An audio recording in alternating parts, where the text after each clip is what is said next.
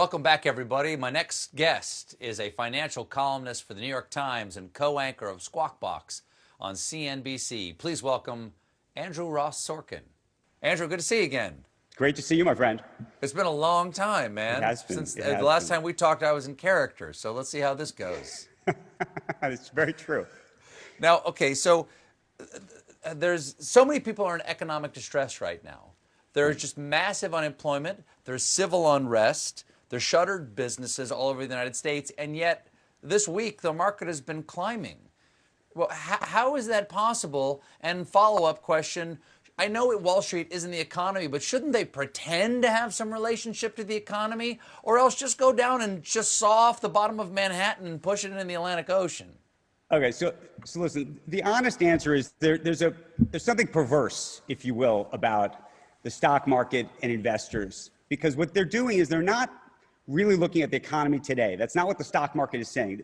Today is like already in the rearview mirror to them. The investment community is looking at what the world looks like, or what they're betting the world's going to look like in 12 months from now. So when you see the stock market up, what the stock market's trying to do is bet or guess what the world's going to be then. And I think the hope is, we hope that there's going to be either a vaccine or a therapeutic, and that unemployment doesn't look anything like it looks like today, and that it looks a lot better then. There's that. That's one part of it. The other part of it is the Federal Reserve is printing trillions of dollars, printing money like it's going out of style. I mean, by the way, they don't even print it. They literally just press 000 on a computer. Like, that's actually how it happens. Literally? Literally. That's literally, Ben Bernanke once explained it. He was the former Fed chair. It's sure. Literally, it's all on a computer. And so there's a lot of investors who are saying to themselves, well, look, cash, having a dollar is going to be worth less because we're printing so many. I prefer to own stocks because that may have more value in the future. And then the last part is the president. We have an election coming up. And there's a view that he is going to spend as much money as it takes, whether he's got to send you a check with his signature on it every month from now till November to keep the vote, if you will. To buy. I believe the word for is buy is what you're looking for. I'm a journalist, and I try to stay straight down the center there. I could tell. Let me ask you about you just keep printing money here and money will be less valuable later.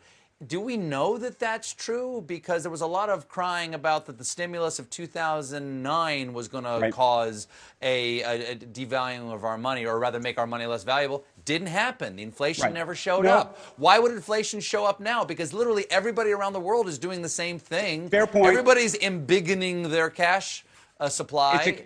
It's a fair point, and there's been a debate about this issue, as you said, for the last 10 years, if not more, about this printing of money. But I think that at least now, one of the reasons that the stock market is moving is because those investors think that. Whether they're right or wrong, well, that's what makes a market.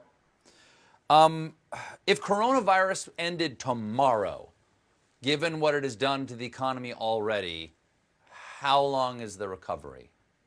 Oh, goodness, tomorrow? Let's just say instant, right now,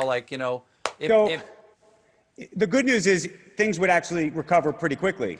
The bad news is there's a lot of people who are getting laid off. I mean, there are people who are getting laid off because the companies and the businesses and the small businesses can't open. The restaurant can't open, right?